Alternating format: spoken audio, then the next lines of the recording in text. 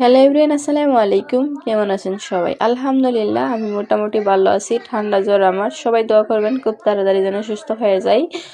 আজকে এই অসুস্থতা নিয়েও মাটির চুলায় রান্না বান্না করতেছি। আম্মু জাল দিতেছে আর প্রত্যেক দিনের মতো রান্না বান্না আজও আমি করতেছি। আজকে লাল মুরগি রান্না করব।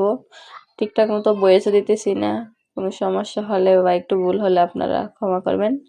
ফুলকপি রান্না করব চিংড়ি মাছ দিয়ে। আমি ফুলকপিগুলা সুন্দর করে হলুদ দিয়ে তেল দিয়ে ভেজে নিয়েছি। তারপর এখানে চিংড়ি মাছগুলো আগেই ভেজে রাখছিলাম, সব মশলা দিয়ে কাঁচামরিচ ধনিয়ার পাতা সব কিছু দিয়ে ঠিকঠাক মতো কিছু ঝোল দিয়ে ঢেকে রাখছি। তারপর তরকারি সুন্দরভাবে হয়ে গেছে।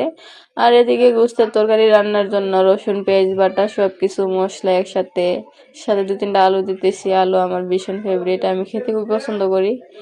আর দেখেন মশলা সবকিছু ভালোভাবে কষিয়ে নিচ্ছি। তারপর গোস্তগুলা সুন্দর করে দিয়ে দিচ্ছি। কিছুক্ষণ কষানোর পর এতে একটু অল্প পরিমাণ জল দিয়ে দিচ্ছি। তারপর লাস্টে টমেটো দিয়ে দিলাম। আসলে রান্না বান্না এভাবে করলে খেতে ভালোই লাগে। কে কে আমার মতন এভাবে রান্না করে খেতে পছন্দ করেন? ধন্যবাদ।